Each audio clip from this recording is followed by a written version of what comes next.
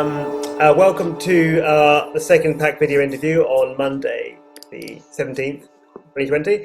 I'm Tristan, here with Nick and Lawrence, my co-host, and welcome to Thom Worth to our show for the first time, I believe. Hello. And he's a prolific singer-songwriter and guitarist from around southwest London. You've been. How long have you been doing open mics for now, Thom? How long have I been doing open mics? Long time.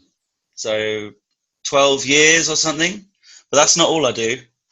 I haven't done an open mic for a long time, actually. What were the best open mics you ever did? And then you do your own gigs now, yeah. Yeah, you do your own gigs. You say that with a big sheepish grin, Nick. Yeah, because they're about to be my ones. Yeah, of course. So obviously, during lockdown and all that, you managed to maintain a kind of online continuality of your music. How did that differ compared to going out and doing actual gigs? Yeah.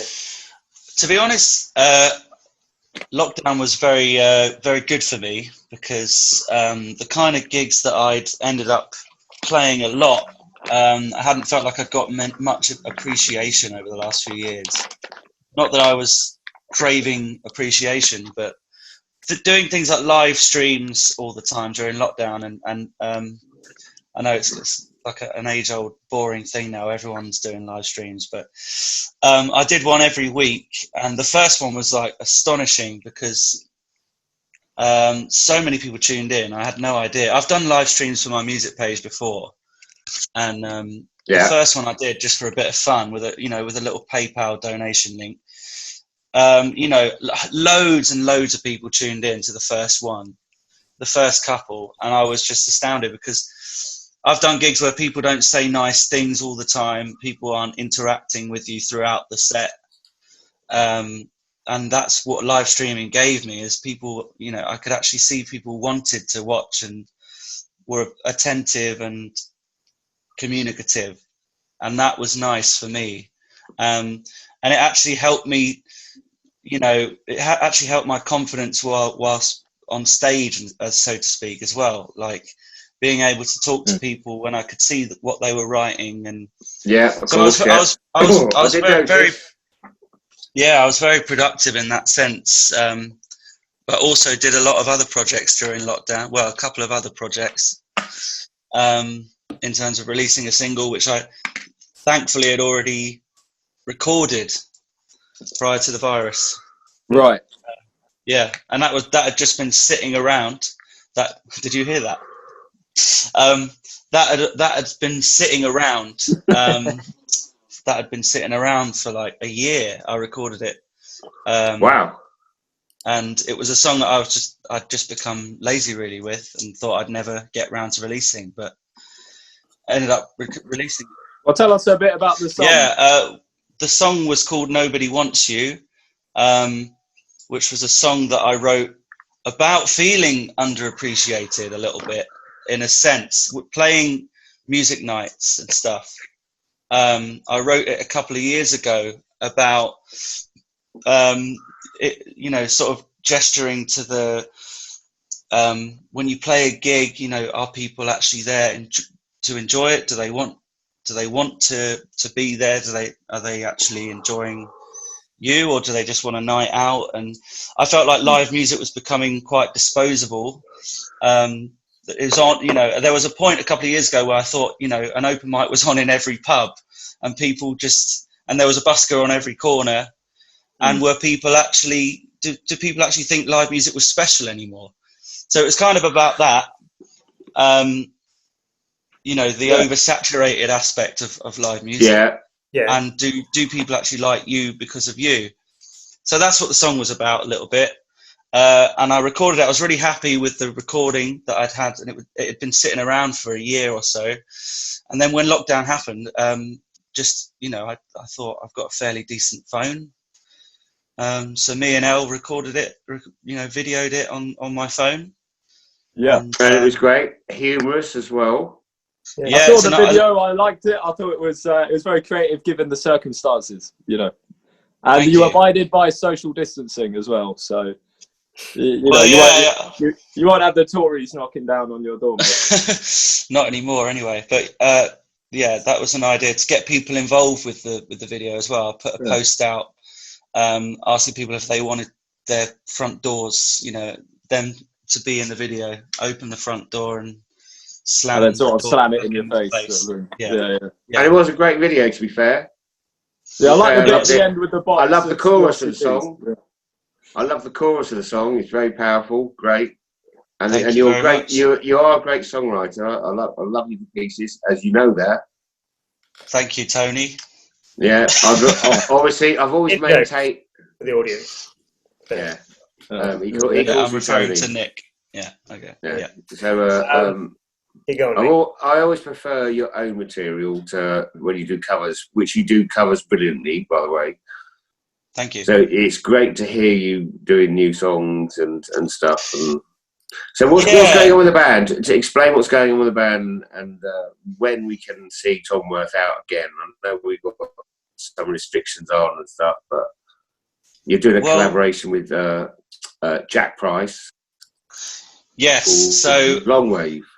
So me and Jack played a duo called Long Wave, which is like a lot of harmony work, like Beatles, Everly Brothers, Simon and Garfunkel style. We love our Who's the harmonies. Simon and who's the Garfunkel? Well, I often take the Garfunkel because wouldn't be the first time I've taken the Garfunkel. You're taking the Garfunkel? Taking the absolute Garfunkel. No, I often just dominate the situation and belt the higher harmony before anyone has the time to discuss it. But I generally horse my voice out from I'm my own worst enemy for that, and then I lose my voice for ages. But yeah, we're because we can't do band gigs at the moment because obviously venues where they're starting up are applying by a socially distanced indoor now. An indoor gig has to have a social distance aspect to it, which is understandable. So we had some band gigs lined up. But in the meantime, as we can't do those, we're working on a new set. So have you been do you feel like, what question do I have? There we go. So do you feel lockdowns changed the way you've been writing songs or anything? Or the way you've been doing things? You've been progressing anyway, or It helped me think about a lot of things where I wasn't because where I earn most of my money from music, I sometimes lose the reason why I do it, and I can't become a bit disillusioned, and I often don't feel the passion for it that I used to. Where it's difficult to differentiate it from I need money. I need to earn money. That's my only source of income. To actually remember in struggling times why I actually was doing it in the first place. So lockdown really helped me with that because I didn't used to play that much guitar at home, and I was playing guitar for hours and hours every day, and it just felt like being young again. And it changed the way I sang as well because I'd got into this routine of belting my voice out all the time when I do gigs and making my throat hoarse and just playing in these pubs and drinking too much and playing songs people want to hear. And they was often the kind of gigs that I found myself doing. It helped me to sort of relax and reconsider, a lot of things about why I do it. I listened to so much music during lockdown. I don't know about you guys, but I listened to a lot of music anyway. But I was listening to music all day, every day, and that was just amazing to have that, have that freedom to do that as much as I wanted. The government were paying my wages, paying my rent, so. That's all right. Well, it sounds like it was a good period of reflection, From a selfish point of view, it was very rewarding for me, the whole lockdown thing. The amount of time I had to reflect and it changed the way I was singing to a more relaxed way. And where I've started to do gigs again, I've done a few outdoor gigs again now in the last few weeks. Yeah. And I've really adopted that new style again. And I'm finding that I'm getting to the end of a week and I haven't you know, on the Monday and the Tuesday, I can speak. You know, it's a Monday today. I had two gigs this weekend. Normally, I would have completely lost my speaking voice. So I adopted a new way of singing, which was very good. But writing wise, I only wrote a couple of songs during lockdown. Loads of ideas, but only 2 complete ones. I was mainly learning loads of songs and practicing a lot of guitar, which was very, you know. Go on. So obviously, Tom, I know who your inspirations are in life, but for the sake of the podcast, you'd like to tell people who inspired you to play and why you picked up the guitar in the first place. And I'll add to that and ask if there's anything that's inspiring you now, but you know, answer the question first. But like the whole, people that inspire me in life, obviously, Nick, you're number one there. But I'm from a music. But no, I mean, in terms of musical artists that got me playing in the first place, it was. Oh, what's that? Sounds like a spaceship's landed. The people that got me playing in the first place were the Beatles. Really, I know that's a generic answer, but you know, being a young kid listening to the Beatles, there's no real hiding from what they kind of made me feel and what they made me sort of believe musically that I could do. And where you listen to the Beatles and you feel like they're so simple, people think the Beatles were just a very simple, you know, 3-chord band a lot of the time.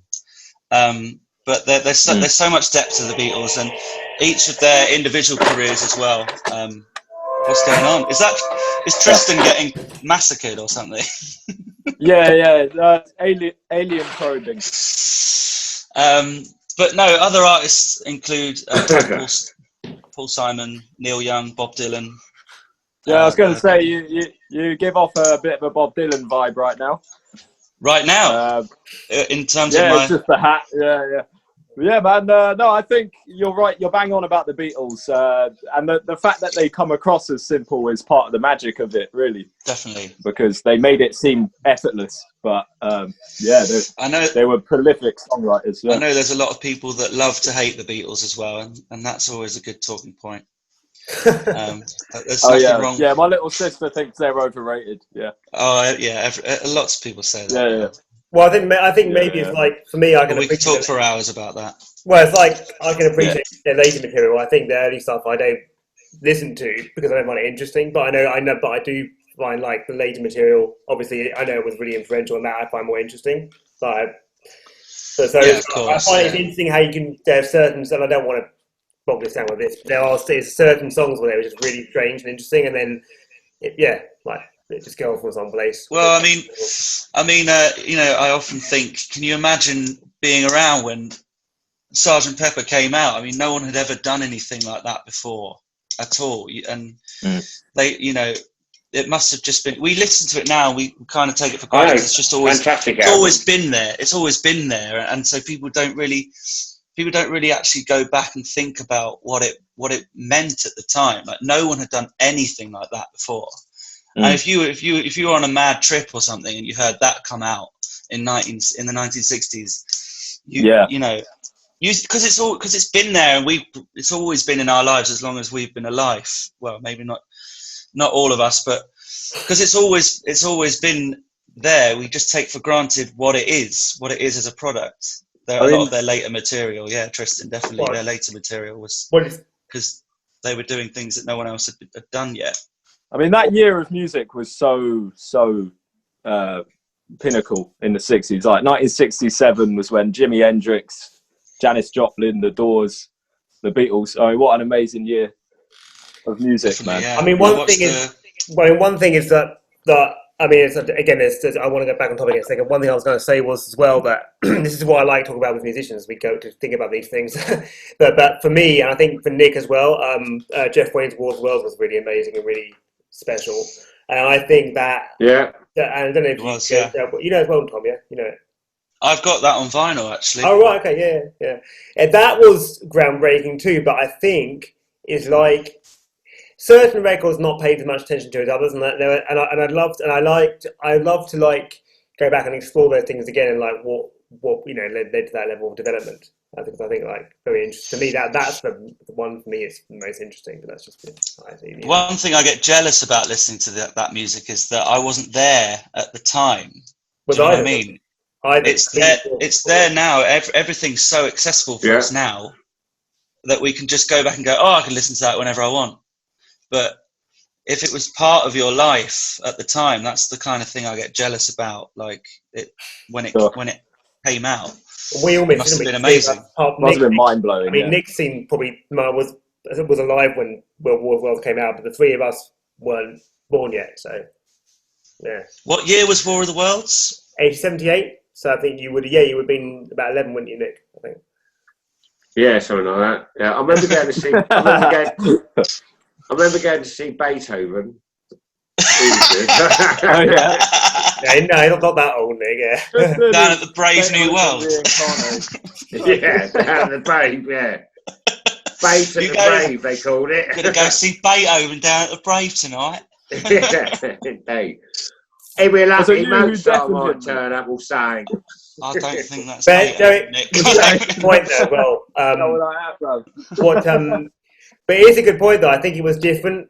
I think for your generation more, Nick, than for us, because when you grew up, there was no like CDs even. Well, there were CDs, weren't there, by the 80s, but there was no like digital stuff till like the 90s, right?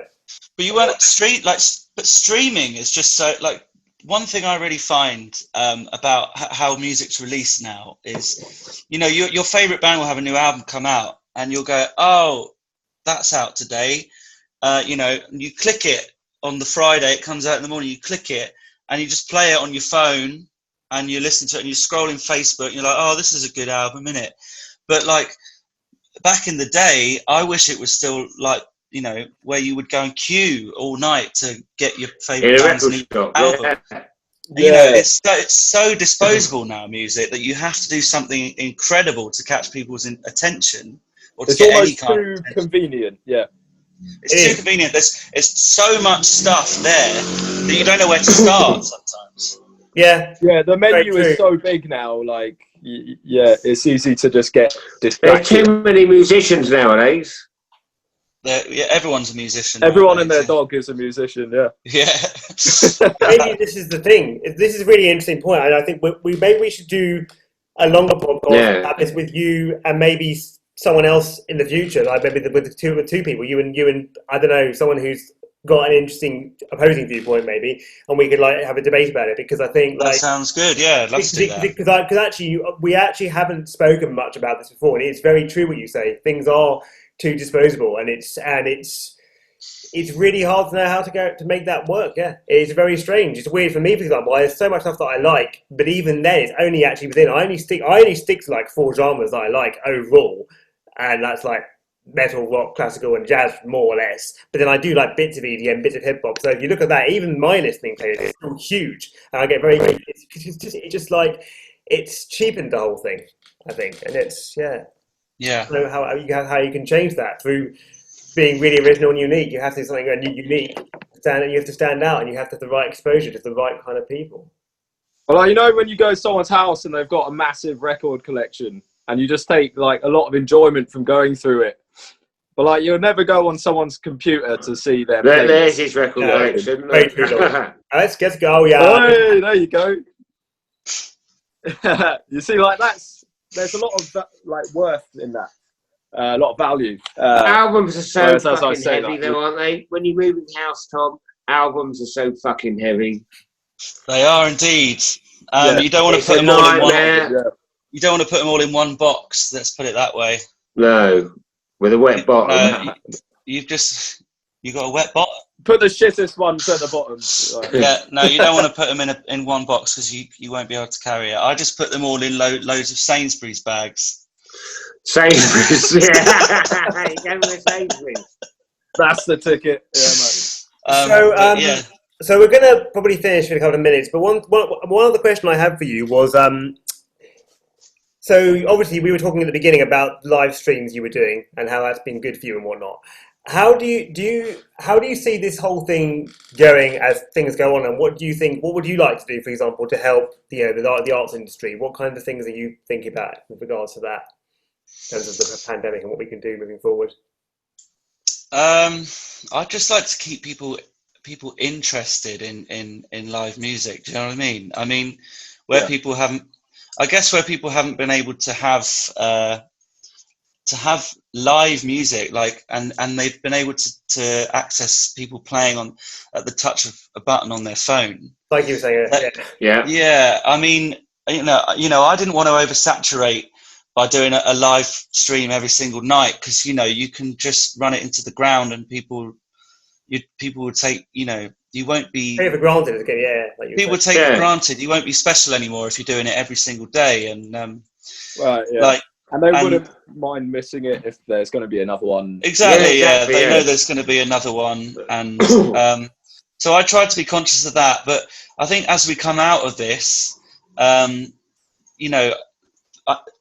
like people to realise that live music's still important. And, because everything is so accessible, in front of your eyes all the time now, people need to understand that, like, musicians are there, they need to, that's their life. They want to play live to people. That's their livelihood, and they shouldn't just be disposed of, because everything else is so accessible. Yeah. So just agreed. In any way possible, get people out to gigs when we can, basically. Yeah. It's a slow process. I think. Yeah. Well said. And shameless plug, if you want to watch the Thom Worth Band video of Handle with Care, which got a lot of good response so far. The lockdown video we did got a good response, so that's on the page as well. So Thom Worth Music on Facebook. Nice. Okay. Excellent. We're going to keep recording there, but thanks so much for coming on board, Tom. Thank you, Tom. And that was Thank you for having me. Love what you're doing, mate. All the best with all your music. Cheers, Lawrence. Cheers, Tristan, and cheers, Tony. Peace. I love you. If you want to like stay on and talk to us, we can. We just end the recording. Or if you have to go, it's up to you. I don't have to go anywhere. I'll stay on. Yeah. All right, cool. We're going to end the recording now, though. So thanks so much, guys. Thank you. Thank you. Cheers.